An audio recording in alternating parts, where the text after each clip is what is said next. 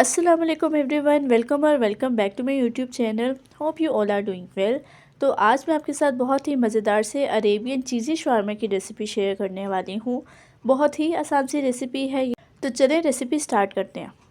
سب سے پہلے ہم اس کی ڈو ریڈی کر لیتے ہیں. میں نے ½ kg میدا لیا جسے چھان لیا ہے. اس کے بعد ایک مگ دودھ لیں گے، 1 T spoon sugar, 1 T spoon salt, 2 انڈے، 3 ٹیبل اسپون کوکنگ آئل اور 1 ٹی اسپون اس میں بلیک پیپر ایڈ کریں گے. اب دونوں انڈوں کو ایک ایک کر کے ہم لوگوں نے پہلے ایک الگ کٹوری میں توڑنا ہے اور پھر اسے باؤل میں ڈالنا ہے، اور یہ سب انگریڈینٹس ہم نے اس کے اندر ڈال کے اچھے طریقے سے اس کو مکس کر لینا ہے. پھر اس کے اندر میدا ایڈ کریں گے، ساتھ ہی اب اس کے اندر دودھ ڈالیں گے اور ایک وسک کی مدد سے اسے اچھے طریقے سے مکس کر لیں گے. اب اس کے اندر حسب ضرورت ہم نے پانی ڈال لینا ہے. جس طریقے سے ہم پوڑے بناتے ہیں، جتنی کنسسٹنسی اس بیٹر کی ہوتی ہے ویسے ہی ہم نے اس کی رکھنی ہے. چلیں جی، جب سب چیزیں اچھے سے مکس ہو جائیں گے، پھر آپ نے اس کو ایک ریپنگ شیٹ کے ساتھ کور کر دینا ہے ½ این آور کے لیے. اور اتنی دیر اب ہم اس کا چکن ریڈی کر لیتے ہیں. سب سے پہلے میں نے 2 بریسٹ کے پیسز لیے ہیں.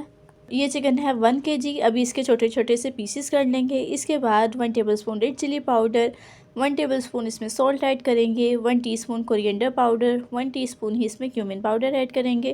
اس کے ساتھ 1 ٹیبل اسپون تکا مسالہ، 2 table spoon ginger garlic paste, 1 table spoon chilli flakes, 2 table spoon chilli sauce, 2 table spoon ہی ونیگر اور 2 ٹیبل اسپون ہی اس میں سویا سوس ایڈ کریں گے. ساتھ ہی اس میں 3 table spoon cooking oil add کریں گے. اب ایک کڑھائی میں کوکنگ آئل ڈال کر اس کے اندر لہسن ادرک کا پیسٹ ڈالیں گے اور اسے 2 منٹ کے لیے اچھے طریقے سے بھون لیں گے. پھر اس کے اندر چکن کے کیوبز ڈال کر اسے بھی اچھے طریقے سے ہم نے لہسن ادرک کے پیسٹ میں بھون لینا ہے جب تک اس کا کلر وائٹ نہیں ہو جاتا. جب چکن کا کلر وائٹ ہو جائے گا پھر سارے اسپائسز اس کے اندر ایڈ کر دیں گے. اور یہ ریسیپی آپ نے لازمی ٹرائی کرنی ہے. بہت ہی پرفیکٹ ریسیپی ہے فور افطار، اور اگر آپ نے بچوں کو لنچ میں دینا ہے یا اگر آپ کا گھر پر کچھ اچھا کھانے کا دل چاہ رہا ہے تو you can try this recipe. جی، اب اس کے اندر 1 پاؤ دہی ایڈ کریں گے. جو سٹارٹنگ میں بتانا بھول گئی تھی وہ اس کے اندر ایڈ کریں گے، اور ابھی سے تب تک پکائیں گے جب تک پانی بالکل ڈرائی نہیں ہو جاتا. چلیں جی، چکن ہمارا ریڈی ہو چکا ہے. اب ہم اس کی چپاتیاں ریڈی کر لیتے ہیں. ایک فرائی پین لیں گے، اس کے اوپر تھوڑا سا برش کی مدد سے کوکنگ آئل لگا لیں گے، اور اب اس بیٹر کو ہم نے ایک چمچے کی مدد سے فرائی پین پر ڈال کے اس کو اچھے طریقے سے اسپریڈ کر لینا. اس طریقے سے آپ نے پھیلاتے رہنا ہے تاکہ بالکل پرفیکٹ گول چپاتیاں آپ کی ریڈی ہو جائیں. اب اس کی سائڈ چینج کر دیں گے اور اب اس کی دوسری سائڈ کو پکائیں گے. آپ نے اس کو دبا کر پکانا ہے تاکہ اس کے اوپر بہت ہی پیارا سا کلر آ جائے اور اچھے طریقے سے یہ پک جائے. ریڈی ہو جائے گی پھر آپ نے اس کو ایک پلیٹ میں نکال لینا ہے اور باقی کی ساری چپاتیاں بھی ایسے ہی ریڈی کر لینی ہیں. تو اب یہاں پر ساری چیزیں میری ریڈی ہو چکی ہیں، چپاتیاں بھی، چکن بھی.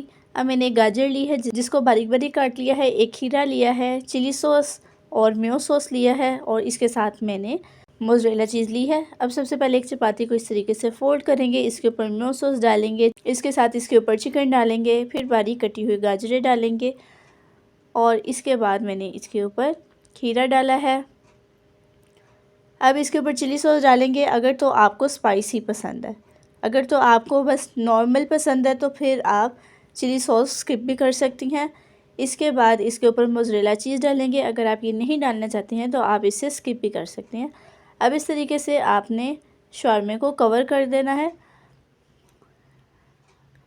تاکہ جب آپ اسے کھائیں تو بہت ہی آسانی سے آپ سے کھایا جائے، اس کی فیلنگ باہر نہیں آئے. اچھا جی، اب فرائی پین پہ آپ نے اس کو تقریباً 2 سے 3 منٹ کے لیے پکا لینا ہے تاکہ اس کے اندر جو ہم نے چیز ڈالی ہے وہ اچھے طریقے سے میلٹ ہو جائے.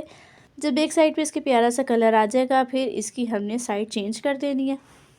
تو یہ دیکھیں جی، بہت ہی بہترین سا کلر آ چکا ہے. اب اس کو ڈش آؤٹ کرتے ہیں، اور آج کی میری یہ بہت ہی مزیدار سی عربین چیزی شاورما کی ریسیپی کمپلیٹ ہو چکی ہے. Do try this amazing recipe. I will be back with the new recipes. ٹل دین، اللہ حافظ.